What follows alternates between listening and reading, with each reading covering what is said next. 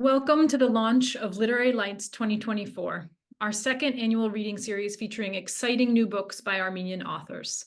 I'm Olivia Katranjian, the founder of Yala, and it's my pleasure to run this series in partnership with the National Association of Armenian Studies and Research and the Krikor and Clara Zorab Information Center. This year's series will feature 2 novels, 2 children's books, and 2 collections of poetry, all by award-winning authors. We're kicking off the series with Aida Zilelian's All the Ways We Lied, a beautiful and at times heartbreaking novel told from the perspectives of 4 women in an Armenian family in Queens, New York. I have to say it's caused conflict in my house this week because my husband tried to speak to me several times while I was reading Aida's novel, and I had to tell him not to interrupt. This book is that good. Thank you, Aida. It was such a treat to read. You can purchase All the Ways We Lied at the Nasser bookstore, online or in person, or at yalasbookshop.org storefront. Also, get your hands on Ariel Janikyan's novel, The Prospectors, which will be featured next in our series on March 9th. If you'd like to see more programming like this, please support us. You can make a donation through the Yala, Nasser, or Zorab Center websites. A big thank you to our new executive director, Hovset Markaryan, for producing this series, and to Nancy Agabian for moderating this event. Nancy's novel, The Fear of Large and Small Nations, was a finalist for the PEN Bellwether Prize for Socially Engaged Fiction and was featured in this series last fall. If you haven't already read it, run and get a copy. It's brilliant. Nancy's previous books include Princess Freak, a collection of poetry and performance art texts, and Me as Her Again, True Stories of an Armenian Daughter. In 2021, she was awarded the Lambda Literary Foundation's Jean Cordova Prize for lesbian and queer nonfiction. A longtime adjunct writing professor at NYU and CUNY, she has also led creative writing workshops for community organizations in New York, LA, and Armenia. Nancy is a founding board member of Yala, and we are so lucky to have her. Nancy? Thank you so much, Olivia, and thank you everyone for being here. I wanted to give you an idea of the program. I'll introduce Aida and talk about her beautiful book. Aida will read, we'll have a conversation, and then we'll open it up to audience questions. So please, throughout the event, feel free to write your questions in the chat. So without further ado, let me introduce to you my friend Aida. First, the formal introduction. Aida Zilelian is a first-generation Armenian-American writer, educator, and storyteller from Queens, New York. She is the author of The Legacy of Lost Things, recipient of the Tololyan Literary Award. She has been performing at storytelling events in New York City, Montreal, and upcoming in Los Angeles. She has also been featured in the Huffington Post, NPR's Takeaway, among other reading series and print outlets. Her short story collection, These Hills Were Meant for You, was shortlisted for the Catherine Ann Porter Prize in Short Fiction, and her short story, The Piano, won first prize in the Lighthouse Weekly contest. She is currently working on completing her short story collection, Where There Can Be No Breath at All, which is another amazing title, and I'm sure an equally amazing book. Personally, I'm so proud to call Aida a friend.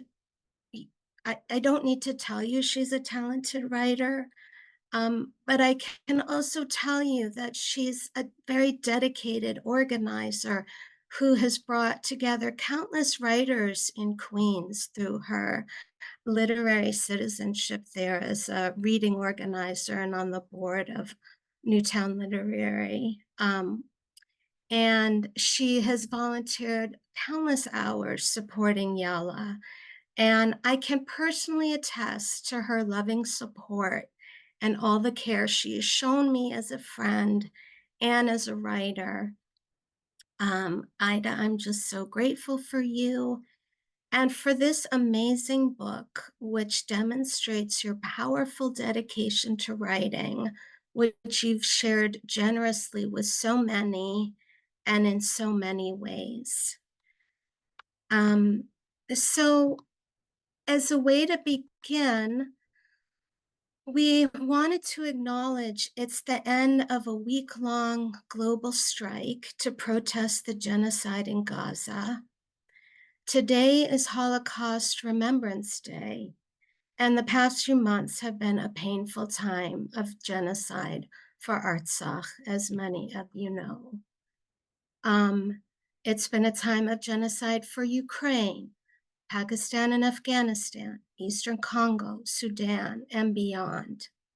One of Yala's goals is to promote literature that crosses cultures in creating empathy and understanding, and this can often offer resistance to violence. In illuminating the personal lives and intimacies of an immigrant family in Queens, New York, Aida's novel, All the Ways We Lied, explores the way historical violence can reverberate through family dynamics. We hope the discussion today can, in part, help to process and to resist the ongoing violence. So it's a great honor to introduce and celebrate this beautiful book, which tells many layered stories about womanhood and Armenian identity. So Aida, I think I first read All the Ways We Lied. It must have been several months ago when I read the ARC, Advanced Reading Copy, and I was very eager to do so after reading your first novel, Legacy of Lost Things, which everyone should read that book as well. Aida is so good at depicting complicated Armenian lives in bringing forth the emotions that we as a community don't always share with each other, especially the more tender, messy parts of our interior worlds. This book, I think it has two beating hearts.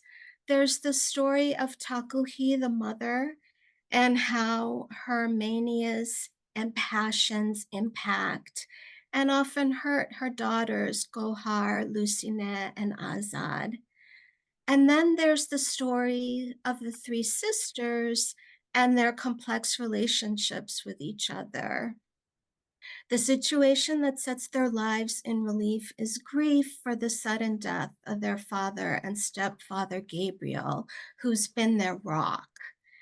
So within the larger stories of their crises and conflicts, each character is given a compassionate focus, and often their own chapters. And I found it a very moving and hopeful story of healing. And I can't think of another novel like this in an Armenian context that portrays different models of contemporary young womanhood, dealing with relationships, with career, with family. I often think of intergenerational trauma as what gets passed on in the family, but a book like this, which addresses that issue, it also makes me realize that intergenerational trauma is cultural. And we've had this huge wound of the Armenian genocide of 1915. And as writers for generations, we've been tending to this wound. So there hasn't been a lot of contemporary depictions of our lives. And I think it takes a lot of bravery to write about our contemporary lives. And I think about what it would have meant to me as a young woman to read this book, to feel less alone in crisis and in moments of vulnerability. I also think anyone can relate to these, the three sisters' situation, that they're confronted with difficult decisions about what to take away from our families of birth and what to leave behind without guilt or resentment. So I want to thank you because I know this book, I know your heart is in it and the emotional labor it must have taken to write it. And I also just want to add that how much I love your writing, like Olivia expressed, your the technically the writing's so beautiful, and I find you can take a social, emotional, psychological reality and without simplifying it, crystallize it so beautifully in words. And there were so many moments that I just had to stop and marvel at the writing, for the way you weave and invest the details with so much meaning. So, as a writer, I felt taken care of. When you read this book, you'll know you're in the hands of a wise soul and a very gifted writer. Thank you. Um, so I would love to pass it on to Ada. Ida, where did that come from? And I would love to, yeah, I know you're going to read a passage. I'd love to hear you read now. Thank you. So first of all, I want to thank everyone for being here because if you're in New York or on the East Coast, it is a little nicer than usual. And if you're on the West Coast, it's pretty early. So thank you so much for coming. And if you're in Yerevan, God bless you.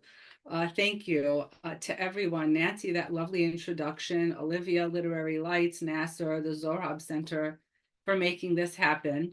Nancy, you provided such an in-depth and lovely introduction that I can kind of just jump into my reading.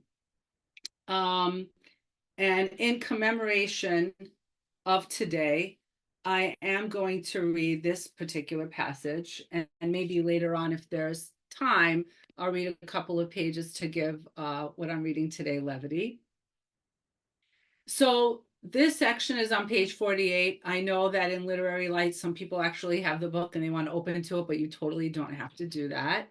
And the youngest sister's name is Azad, and she just came back from Burning Man. And against her better judgment, she has started dating this nice Armenian boy by the name of Krikor. And she is meeting him. She's going over to his house and meeting his parents for the first time. And here we are. As Azad rang the front door bell, she felt suddenly uneasy. Given that this was the second time she'd been over for dinner, oh, it's the second time, sorry. She wondered if there was already talk of an engagement. She glanced down at her Birkenstocks, realizing that they were inappropriate for the season and occasion, not to mention that she hadn't bothered removing the chipped purple nail polish. Hey! The door opened and Krikor leaned to kiss her. The Drakkar Noir filled her nostrils. I was about to call. Sorry, I had to stop off to get gas, she lied. She was only 10 minutes late. She watched him disappear into the living room, hearing him call out to his parents that she'd arrived. He was wearing jeans and a dark gray button-down shirt, exactly the kind of guy she would walk past without noticing.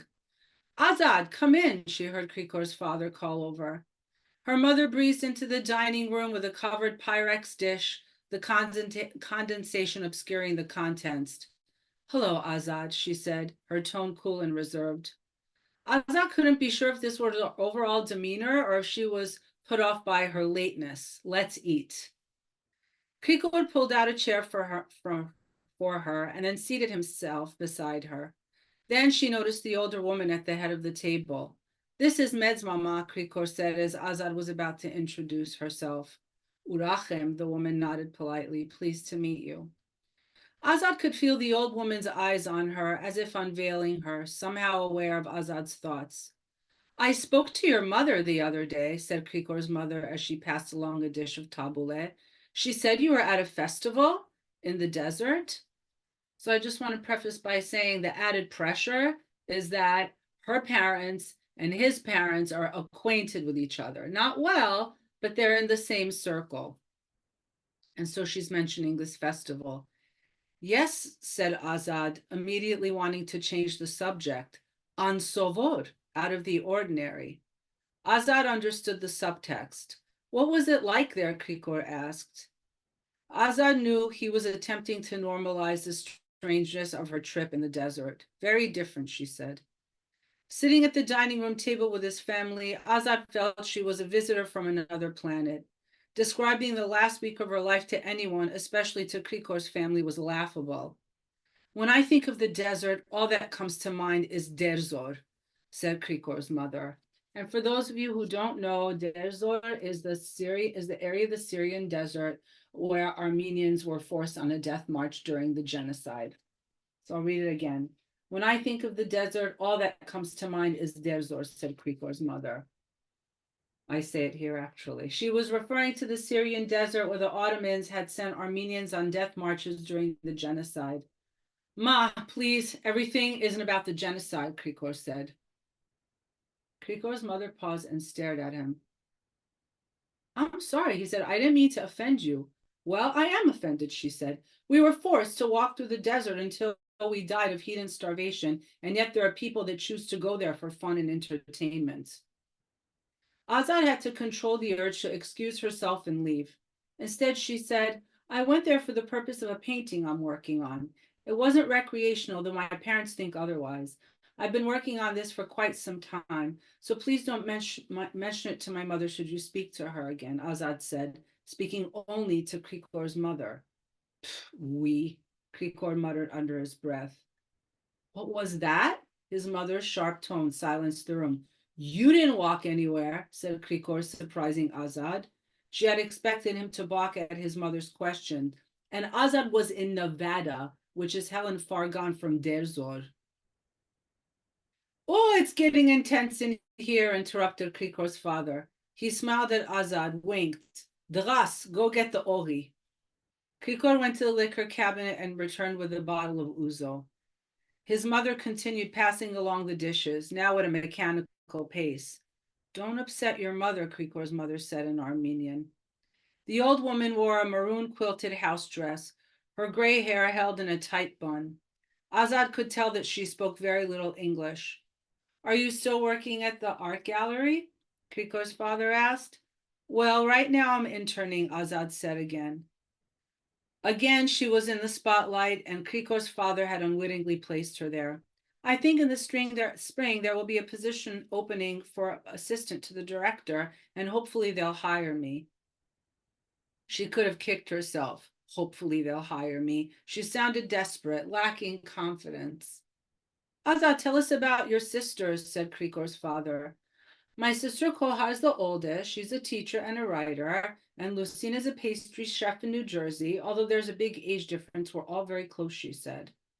What age difference? Krikor said. You showed me a picture of them. You all look the same age. No, Kohar's 14 years older than me, said Azad. 14 years, Krikor's mother exclaimed. Why such a big age difference? Though she had no reason to be ashamed, Azad could feel the heat in her face. My mother was married once before, and Kohar and Lucine are from that marriage. Their father also remarried and had his own. She knew there was no reason to provide the complications of her family's dynamic on her or her sisters, but it was too late. So they're your half-sisters, Krikor's mother said. We don't think of each other that way, replied Azad. I'm going to stuff that fucking dolma down her throat. It all seems very complicated, Krikor's mother said, shaking her head as if it was too much to take in.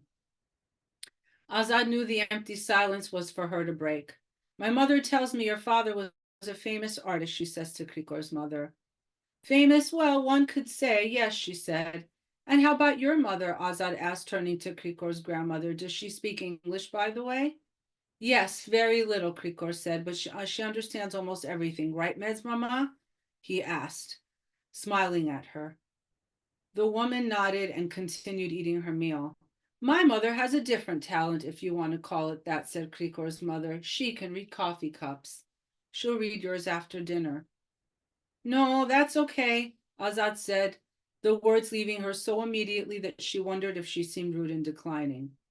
You have to, pressed his mother. Anyone she meets for the first time, she reads their cup.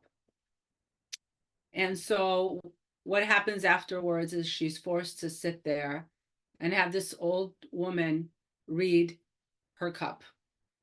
And that's, I guess, for you guys to read. That's where I wanted to leave off. I loved the cup reading scene. Thanks. Yeah. And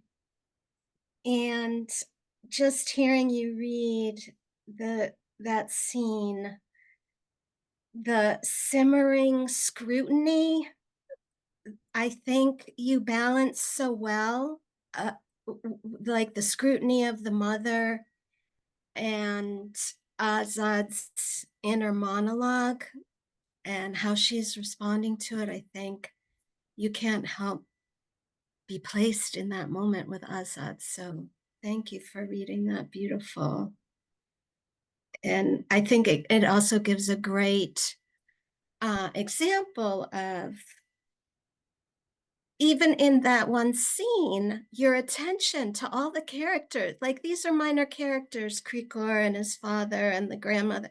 And even in that scene, you can tell the attention as an author you give to each person's kind of energy and where they're at in that moment. This kind of nervous moment of meeting the girlfriend for the second time and her meeting them.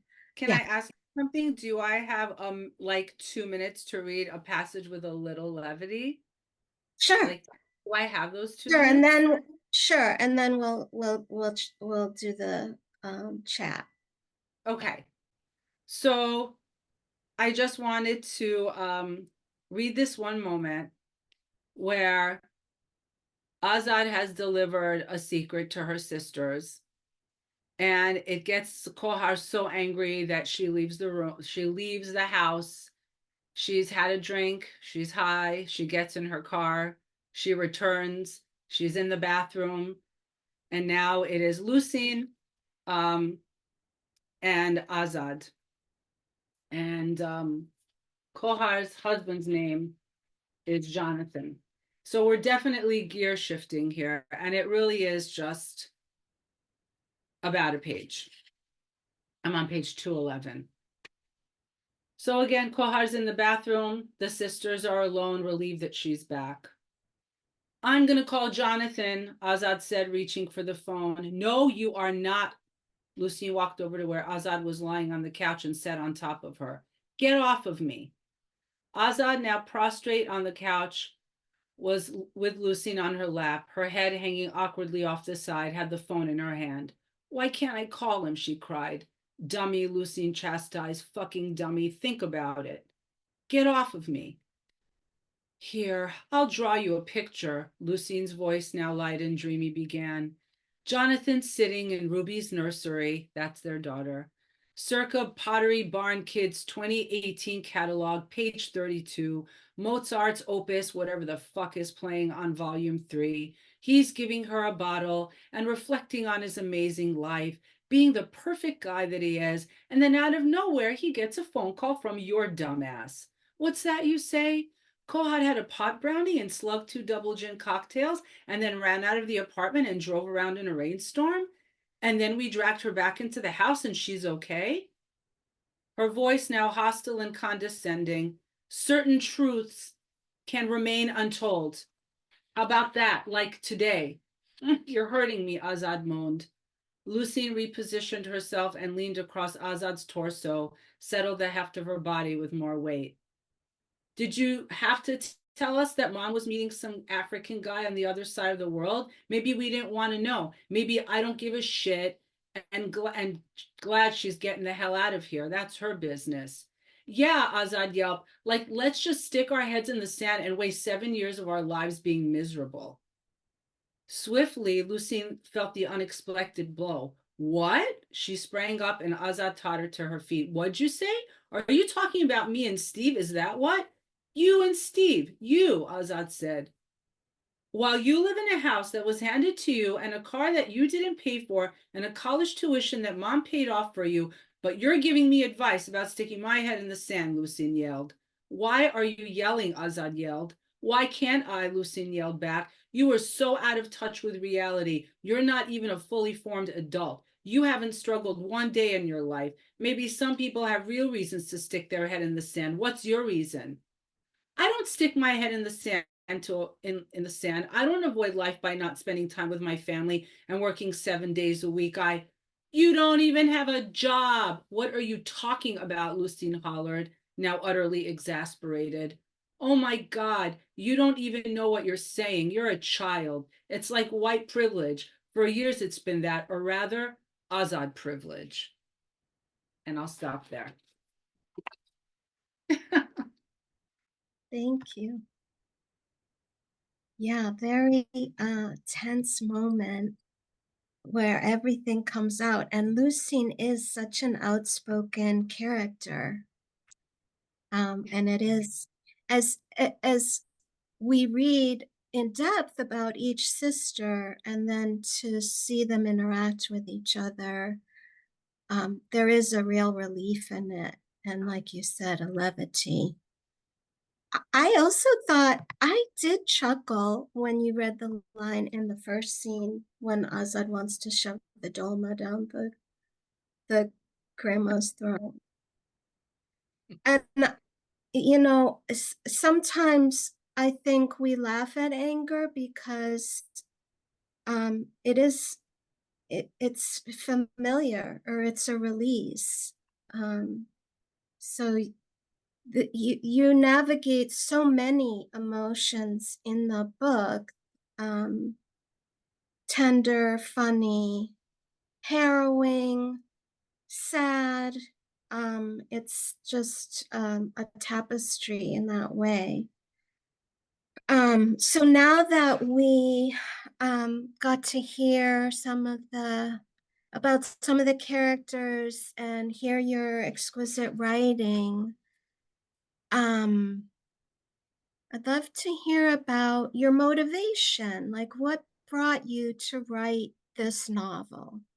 Can you talk about how you conceived of it, how you started it, anything about kind of what brought you to the moment where you thought, I need to write this novel about this situation?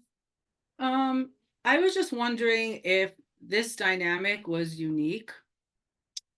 And I felt like I really didn't, I haven't read enough Armenian novels to know this for sure, but I don't know if there is a contemporary novel about an Armenian family. And I think when I was growing up in our culture, that it was actually really taboo to talk about anything that happened behind closed doors. It seemed like, I definitely borrowed a lot from my life to write this, but I think what was most alienating for me growing up is that my friends seemingly were in these very well-adjusted homes, and they, were expected to marry Armenian and have Armenian families, and many of them did, and I think that that's wonderful because that was their choice. Meanwhile, my home life was falling apart, and I seemed to wonder, I felt very isolating. And so what inspired me to write this novel was really for those people who may possibly relate to belonging to a really strong culture and feeling disconnected from it because the life that they're really living in secret behind closed doors does not reflect not the values, but the dynamic that seems to be so healthy and present in other families. And that's why I wrote this book. Yeah. It's a kind of breaking a silence and, Yeah. knowing other people must go through this. I wonder um, the if we could talk about, like, one of the beating hearts I said of the novel, I think, is the mother-daughter relationship.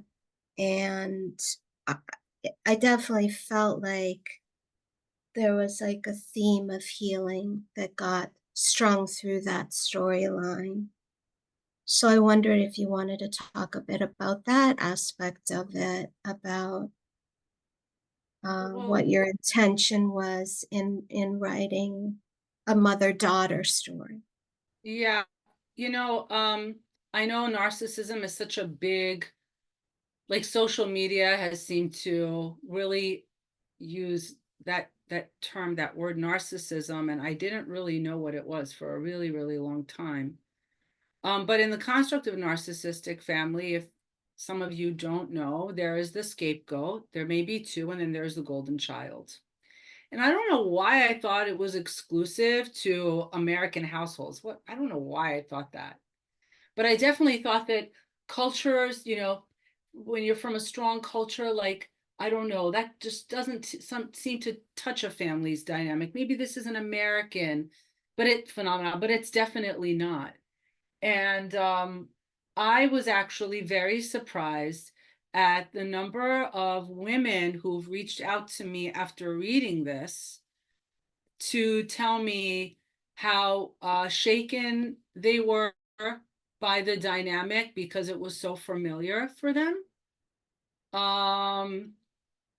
And that felt really gratifying for me because I didn't think it touched Armenian lives. I really don't know why I thought that, but I did.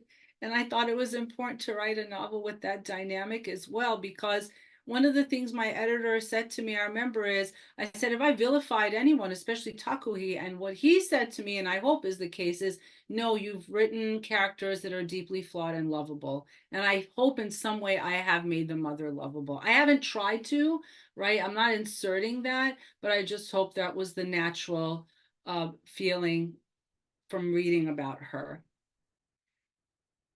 I think that there's a depth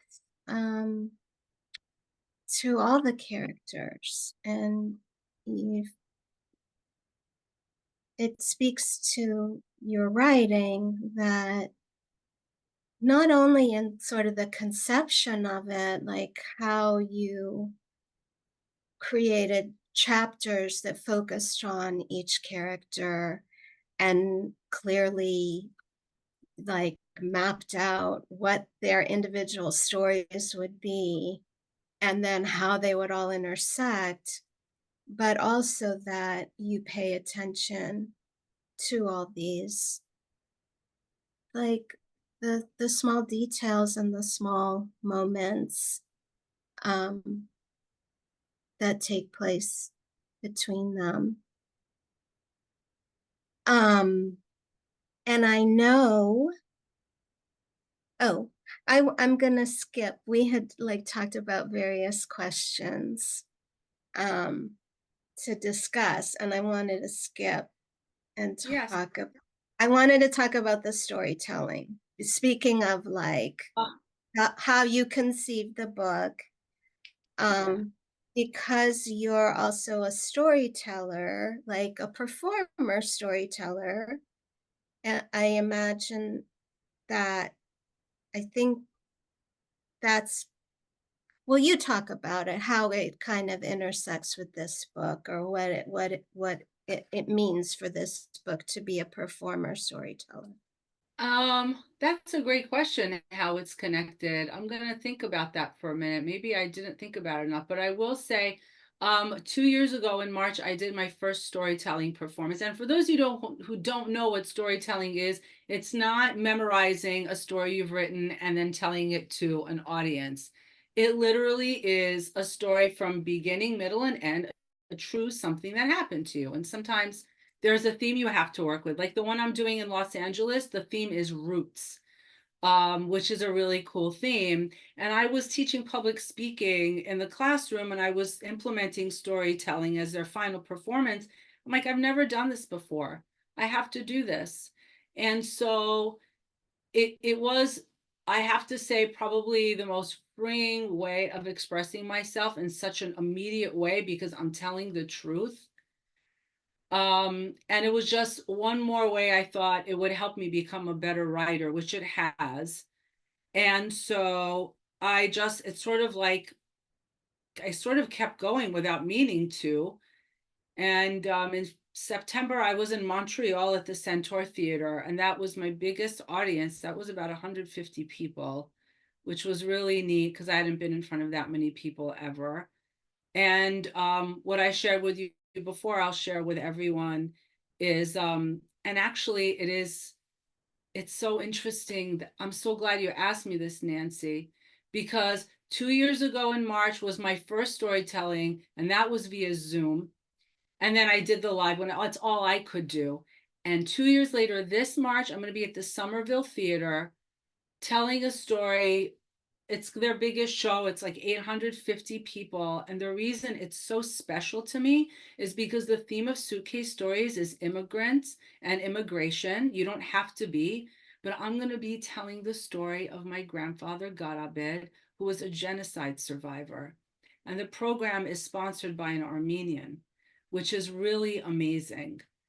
And so I'm glad I'm able to share this specifically because of today. And it's just made me a better writer. It really has. It's made me look at story structure differently, among many other things that I don't have the time to get into, but I'm glad you asked me about it. Yeah, I also imagine your skill as a novelist helps with storytelling too, that they feed off of each other. Um, I I did want to, like you mentioned, telling the truth. Um, and I was also thinking about, like we go back and forth between talking about the craft and talking about the content.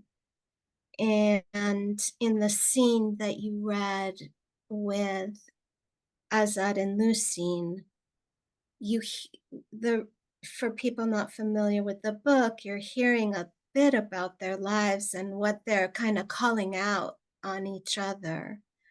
And I did want to give people a sense of that they each have their own journey, like Lucine having this terrible situation with her husband, and Azad really, yes, being very young and trying to find herself, and what you alluded to, the golden child. Just to kind of reiterate that you've very deeply fleshed out these situations for each of them through all the emotional dynamics, and there are like surprising things about each of their stories, which I really appreciated, and I think that comes with creating complex characters. So this is a long-winded way of saying, can you talk about the sisters? Because I wondered if you had any concerns about writing sisters. I feel like sisters loom large in English literature, but in Armenian culture, like I became introduced later in life to how Armenian women call each other kurik, sisters. And I think, I don't know, I'd just love to hear you talk a bit about any kind of, any issues or concerns you had about portraying the sisters.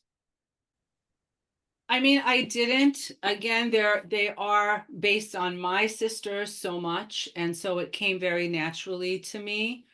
Um, And I don't know if I have enough Armenian friends to know what their dynamic is like with their sisters. But growing up, I felt like the male figure was so dominant in the Armenian family for many reasons of tradition in our culture that I was thinking of, making it two brothers or a story about brothers. And I do have a story about brothers I'm thinking of writing.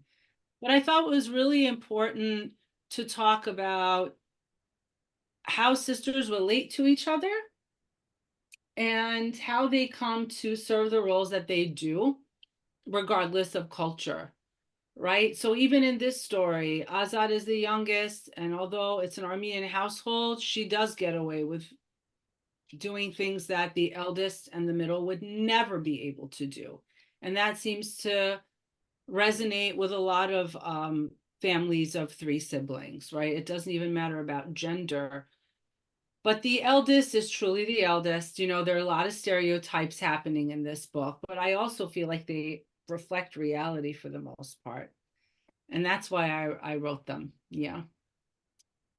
I don't think they're stereotypes. I think we can all talk about birth order and sort of see the patterns, but that they're each so unique as individuals. And yeah, appreciated they had kind of winding paths that I didn't expect them to go on.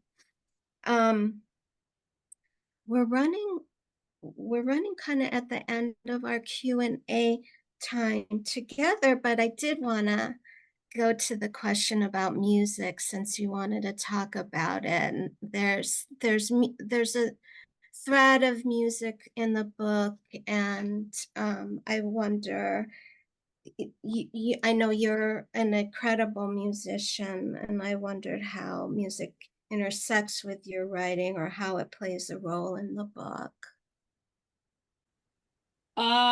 I didn't even realize music played such a role in the book. And lovely Amy Kazanjian, who, if you don't know, please look her up. This beautiful cover, and I'm going to weave that beautiful cover. I gave her a picture, and that is essentially almost what my family living room looks like. And in addition to storytelling, I don't know why, but I started composing music on the piano again. I think I took a couple of I took a couple of years of lessons growing up for sure, but I never stuck with it, I guess. But then I was writing on the piano for a long time. And then when I moved out of my mom's house, I didn't have access to that. I was playing guitar at the time anyway, and I was playing show solo in downtown New York City. I'm not a trained musician. Everyone should be very clear of this. But when I was composing some songs, I kind of didn't realize it, but it's turned into the soundtrack of my book. And it's not something that I'm going to post on social media because there's something about it that I feel a little like, I don't know, but I wrote the soundtrack for the book, and it's available now on Spotify, and it's kind of out there. And one of the reasons that I did that was because I don't know how happy I'd live my life if I didn't play piano. Like, I came back to it. And yeah, so it's really actually 5 songs, but you're gonna know, and the songs are numerical. All you're gonna see when you look it up is Yergu Yerek, Chors, and Hink. The Meg song, I couldn't get the recording down, so inevitably that will be added to it. But for now, I have 4 songs out. So if anyone feels like listening, you could go, I think it's on Amazon. You could go to YouTube and type in All the Ways We Light Ida Zilelian, and it's there. Yeah. That's so cool that we have another form to engage with around this book. Thank you so much. So I think we should transition and take some questions from the audience. So let me see. I'm going to see what's there in the chat. I see one about my music, actually. If you want me to Okay, field it, start there. sure. And then I'll look through too. Hey, Ani, my lovely, awesome cousin joined in. It is about music. Takuhi's unattained singing career to songs you composed to the piano as a soundtrack to the novel. Could you pick out songs that would represent? Wow, Ani, that's such. Oh, sorry, you wanted to I ask. know you're on this. I know you're on the spot. Like, no, that's okay. I'm glad you're reading the question. A song for each of the sisters, or if that's too difficult on the spot, maybe one song that collectively the sisters could agree upon that like recalls a bond and fun times for them. Maybe that's easier. One song. Well, it's the fastest song, and it would be Yergu. Okay. If you listen to Yergu, that probably captures them. Or a popular song, like it could even be like pop music, like rock music, whatever that you think. Oh my God, I have to think together. Yeah, that's a great question. I have to think about that one. But for my songs, I would say Yergu probably does it. It's the least dark because they're all kind of dark. Yeah. Cool. Thank you. Thank you. So there's a question How did becoming a mother affect your writing and the writing of this story in particular? I would not have been able to write this book if I had not been a mother. Because one of the biggest struggles of Kohar is reason she suffers infertility. Like maybe that's not the reason you suffer infertility, but she blames herself because she took forever to decide to be a mother because she didn't want to be one because she thought she would be like hers. And so she Mm. put it off to the point where she almost sabotaged herself. And there is a moment in the book where she does say, and it's not a spoiler, but there is some depth to it, where she says she thought that by becoming a mother, she would understand her mother more, yet she understood her less. And that's where I'd like to leave that answer. But there's no way I could have written this book unless I was a mother myself, specifically to this gal over here. Yeah. It sounds like the journey helps give some insights, and it is it is such a powerful part of the book. Um, the the mother theme for Takuhi as a mother and how Gohar um, grapples with it and becoming a mother. Um, this is a nice question. You mentioned that you base some of the novel on your own experiences. How do you manage to keep faith that those stories will resonate? I think that's a question all of us who write feel that way. Sometimes our own stories can feel flat when we write them down. So how did you keep faith that your stories would resonate? I didn't even think about it, and not in an arrogant way, of course, but it's three sisters who are fighting all the time. I don't see how that can't resonate. There's so much tension for so many reasons because of their characters and their dynamic with each other that it just sprang for. It's almost like the characters created the conflict for me and I didn't have to worry about that piece. So I will say that. And dialogue is one of the best vehicles I find, really one of the most powerful vehicles for a story not to fall flat in this situation. Yeah, I feel like as the writer, your shaping of the stories, that you're so skillful in bringing us along and creating intrigue. So I guess I wonder if being a storyteller and that some of the faith might come from that you know how to tell a story, you know how to spin a story. Like it could be about anything and it would resonate. But I guess I understand also that question, like sometimes we're so close to our stories, we're not sure what impact they'll have. I think we have time for one more or two more questions. Someone's asking about where the name Azad comes from. Usually it's a male name, which means freedom. Right. So it's funny because I did a reading the other day and this old gentleman showed up and I looked at him and I said, this man is Armenian. And he was a sweet man who lived in the area, did not know me from anything, saw the flyer from the library. My long-winded point is that his name was Azad and I did not know it was the male name. Azad meaning free. I remember growing up, Azadaska, like feel free to. And it fits perfectly with her character because she could do whatever the heck she wants and no one holds her accountable for it. And so that's why I chose Azad. Thank you.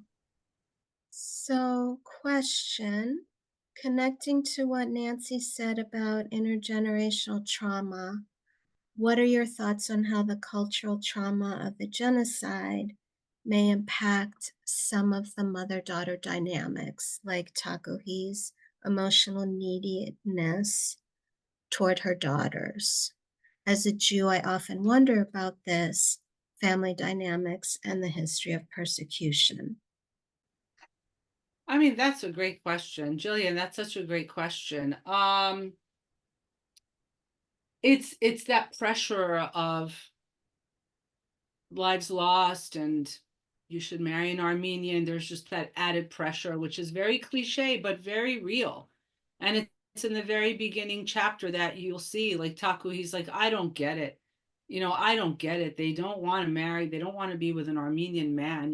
I sent them to CYO, to AYF and ACYOA. And it really does thwart a relationship when there's that much pressure put on a daughter, specifically from a mother. And I'd like to, by the way, I wanted to mention that, and I also I wanted to address Judith Sayan's question super quick. Will you ever do a musical performance with your book discussion? Definitely not. I just want to say that because when I'm by myself, I play with no errors. And the second I know someone's listening, I forget every note on the keys. Maybe I'll get there, but I would feel incredibly self-conscious, especially as an untrained piano player. I just wanted to say that because I wanted to address Judith's question. I think that would be so cool. Definitely not. But thank you. I'm going to think about ways we can make that happen. Okay, I think we should, on that note, in thinking about the future, if it's not, maybe that's the final question. I'll just throw that in there. If it's not a concert, do you want to say a little bit about the next project? I'm almost done with my short story collection. And there are 2 stories in there where you will see the characters from this book. One is a coming of age story that you could find. It's called Kuratsi. If you go to my website, you'll find it. And that is written from the perspective of Kohad as a 12-year-old. And there's another one that actually won a prize called The Piano. And I'm really happy with that one because it's written from the perspective of the apartment. And it is a glimpse of very, very tight and intense story focusing on Takuhi and Kohad. And this is something you'll never see in the book, these 2 stories. And so that's in there. And I'm a story away from it being done. And then we'll see what happens. And then I'll be thinking of my next novel, but I'm almost done with this. Thanks for that question. Thank you, Ida. Thank you for all your inspiration and the hopefulness of these stories of these women in All the Ways We Lied. Please get this book if you haven't already. It'll take you to places you didn't think you'd go, and it really is, like I said, I think ultimately it's a book of healing. So thank you, Ida. I'm going to thank you so much for your words, your work, for being here today. Thank you to Yala, and thank you to our other sponsors, Nassar. And now I'm going to hand it off to Jesse Arlen of Zorab Center, also one of our partners, to close us out. Thank you, Nancy. And congratulations to you, Ida, on the release of this book and a wonderful first event. We wish you luck in all the future book talks. And thank you, Nancy, as well, for hosting such a wonderful conversation. I want to encourage everyone to buy this book and also to look at the other books that are coming in the series. And you can find that on the Yala ArmenianLiterary.org website.